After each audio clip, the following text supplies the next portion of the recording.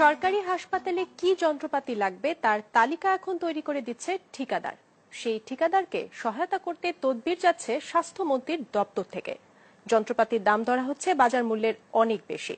মাছরাঙার অনুসন্ধানে উঠে এসেছে এমন ভয়াবহ চিত্র। মেহেদী হাসান সোহাগের ক্যামেরায় বদরুদ্দোজা বাবুর রিপোর্ট।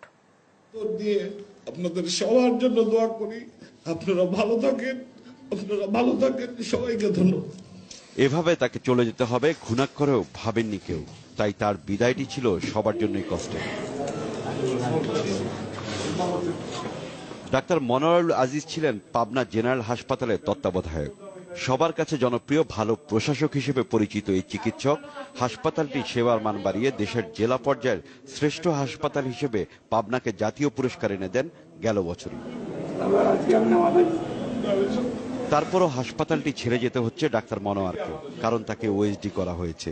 অবসরে যাবার মাত্র 15 দিন আগে প্রচলিত রীতিনীতির বাইরে গিয়ে তাকে বদলি করা হয়। কিন্তু কেন? আমার কোনো ডিফারেন্স বুঝলাম না যে আমার কোনো, যেহেতু আমার রিটায়ারমেন্টের টাইম এসে গেছে, আমার কোনো গ্রস ফল্ট না থাকলে তো আমাকে বদলি করার কথা না। আমাকে উপর থেকে আমার কোনো সেরকম গ্রস ফল্ট পেয়েছে বলে আমার জানা নাই, আমাকে কোনোদিন এক্সপ্লেনেশন করে নাই, আমার কোনো কারণ দর্শানোর ব্যাপার নাই। হঠাৎ করে বদলির অর্ডার তো আমি কোনো কারণই খুঁজে পাচ্ছি না। তবে একটা ইনসিডেন্স হয়েছে মাঝখানে, আমার কাছে মনে হয়েছে জনৈক ব্যক্তি, মানে উনি সম্ভবত কন্ট্রাক্টর জাতীয় কেউ হতে পারে, যিনি আমার কাছে একটি তালিকা নিয়ে এসছে যে এই তালিকা আপনি পাবনা হাসপাতালের জন্য রিকোয়ারমেন্টস দেন। আসলে সেগুলো তো কিছু ফর্মালিটিজ আছে, তো যে জন্য ওনার সাথে আমার একটা মতদ্বৈধতা হয়েছে।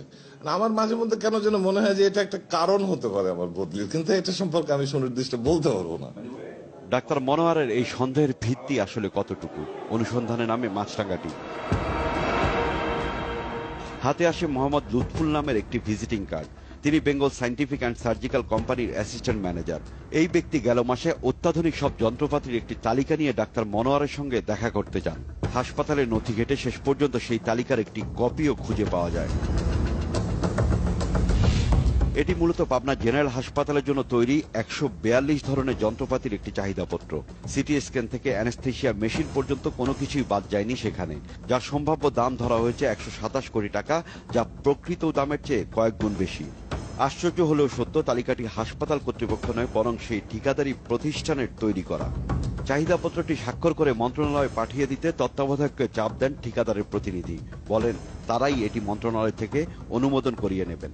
আমি সেন্ড করিনি, কারণ আসলে ওগুলো লাগবে না, ওগুলো ঠিক ওইভাবে লাগবে না। হয়তো ওর ভিতরে কিছু কিছু আছে আমাদের লাগবে, তো সবগুলো লাগবে না। তবে আমি সরকারি নিয়ম মেনে যেটুকু তার সঙ্গে কথা বলেছি, আমার অপারগতা প্রকাশ করেছি। এখন এটা যে কত বড় অপরাধ হয়েছে আমি জানি না, কারণ আমি তো সরকারি নিয়মের বাইরে যেতে পারি না। ভিজিটিং কার্ডের সূত্র ধরে ঢাকার তোপখানায় খুঁজে বের করা হয় ঠিকাদার প্রতিষ্ঠান বেঙ্গল সায়েন্টিফিক অ্যান্ড সার্জিক্যাল কোম্পানির অফিস। ক্যামেরার সামনে কথা বলতে রাজি না হয় মোবাইলে কথা বলা হয় প্রতিষ্ঠানটির ওই প্রতিনিধির সঙ্গে। লুৎফুল আলম বলছেন? জি বলছি। আচ্ছা, ওই আপনি তো পাবনায় গিয়েছিলেন, এই পাবনায় যে আপনি তালিকাটা দিয়েছিলেন ওইটার কি অবস্থা? ওইটা কি আপনারা মানে পাশ হয়েছে, অনুমোদন হয়েছে মন্ত্রণালয় থেকে?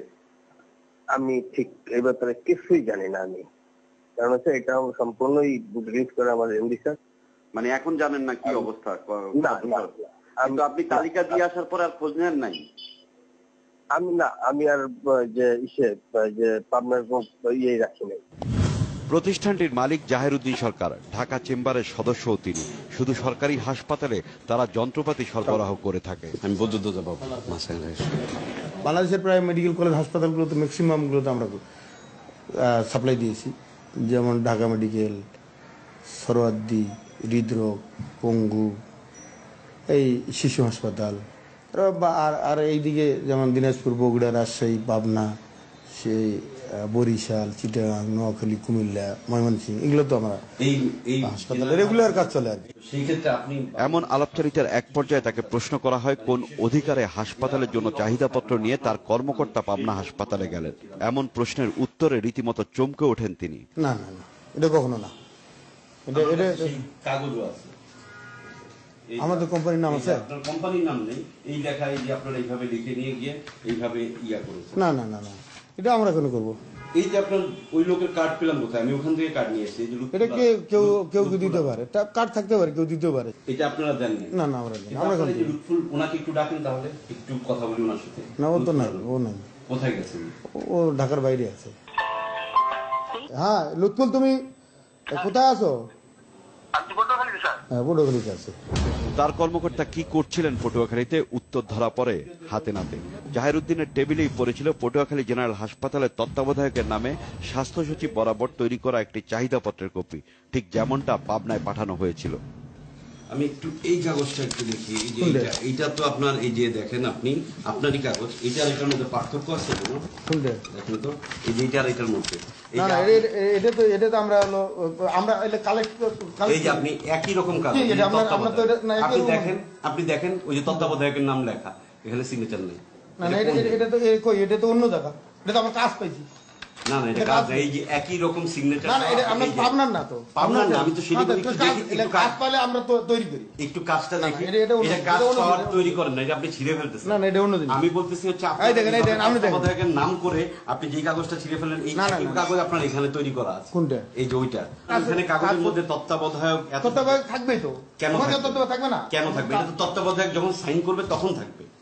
তত্ত্বাবধায়ক নিজে যখন তৈরি করবে এই কাগজটা, তখন উনি থাকবে। কিন্তু আপনার এখানে সাইন ছাড়া তত্ত্বাবধায়ক আমার কেন না, কিন্তু আপনি এইভাবে আপনার এক্সিকিউটিভকে পটুয়াখালী পাঠিয়ে দিয়েছেন এরকম কাগজ।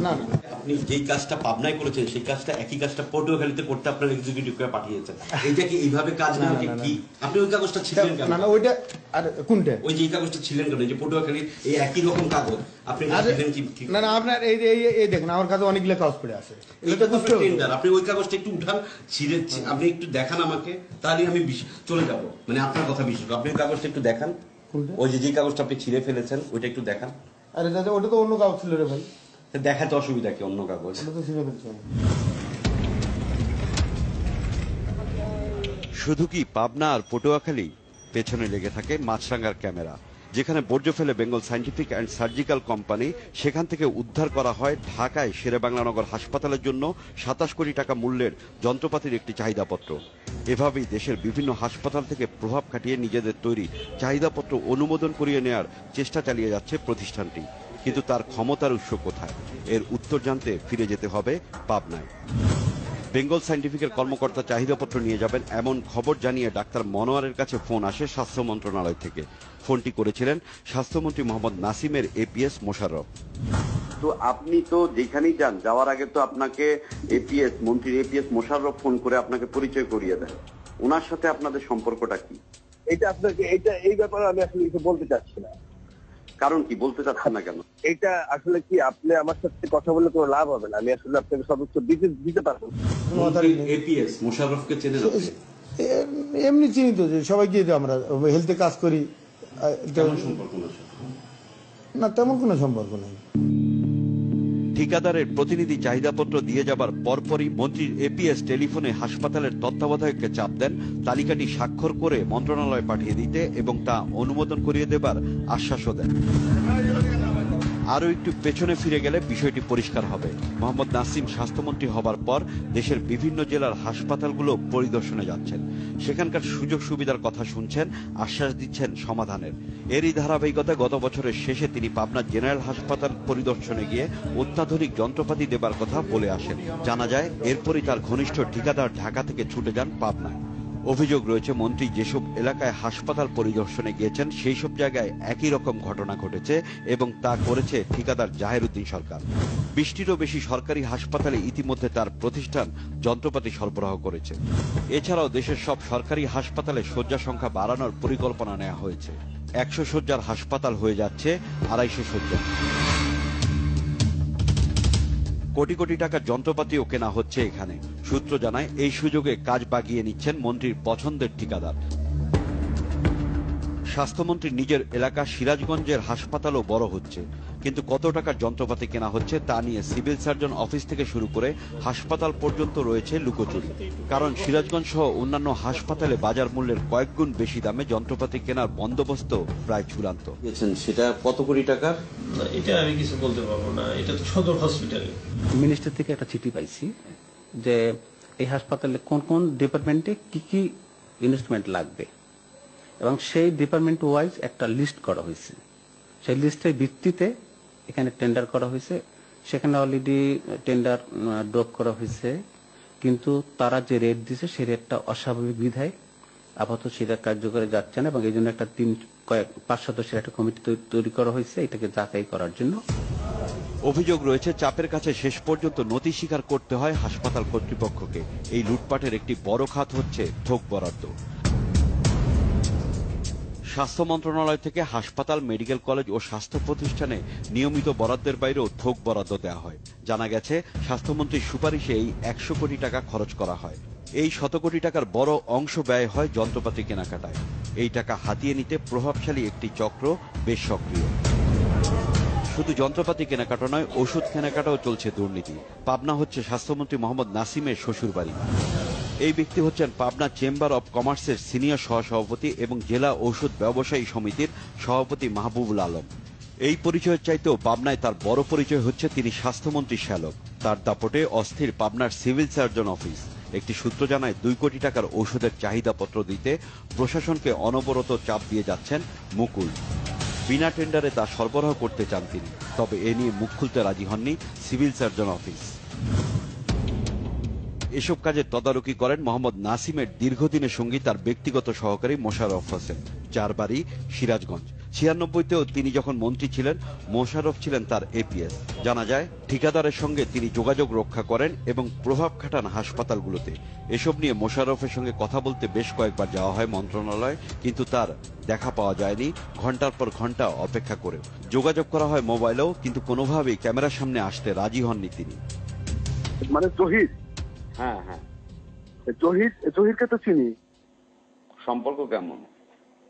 না রে ভাই, কি বলেন, সম্পর্ক কারোর সাথে কোনো সম্পর্ক নাই ভাই আমার। তো উনি যাওয়ার আগে তো আপনি ফোন দিয়ে দেন, এবং ওনার ঠিকাদার, ওনার যখন প্রতিনিধি যায় তার আগেই আপনি ফোন দিয়ে দেন, এবং ওনার ক্ষেত্রে এই অভিযোগটা পাওয়া গেছে। ভাই আমি আসলে যেহেতু কালকে রাত্রে হজ করে আসছি, আমার মনে হয় যে এটা নিয়ে বার্গেনিং করার কিছু নাই। আমার কথা যদি বিশ্বাস না করেন তাহলে কিছু করার নাই। আসলে আমি কোনো ঠিকাদারকে ওইভাবে পুশ করি না। মোশাররফের দেখা না মিললেও মন্ত্রণালয়ের করিডোরে বেশ কয়েকবার দেখা হয় ঠিকাদার জাহের উদ্দিন সরকারের সঙ্গে। আপনি এনে আসছেন কেন? আজকে আসছেন কাজে? না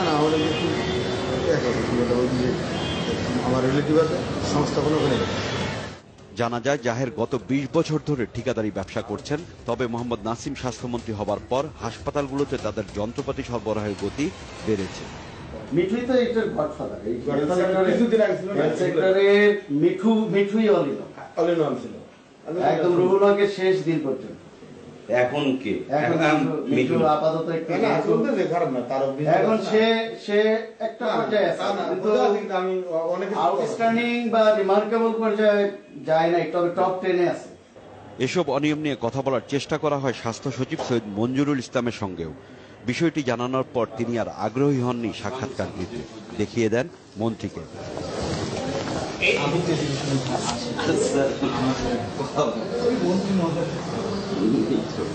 সাক্ষাৎকারের জন্য কয়েকবার স্বাস্থ্যমন্ত্রী মোহাম্মদ নাসিমের সময় চাওয়া হয়, কিন্তু পাওয়া যায়নি। এমনকি মন্ত্রণালয় সভা শেষে স্বাস্থ্য খাতের এসব অনিয়ম নিয়ে জানতে চাওয়া হলে তিনি তা এড়িয়ে যান।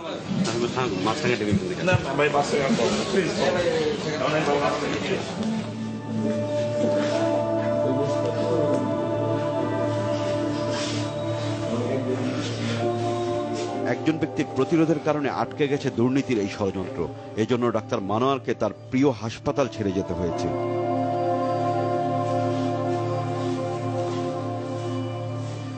এখানেই থেমে থাকেনি চক্রটি। পাবনার সফল সিভিল সার্জন ডাক্তার তাহসিন বেগমকে ওএসডি করা হয়। তার অপরাধ, তিনি ডাক্তার মনোয়ারের সহধর্মিণী।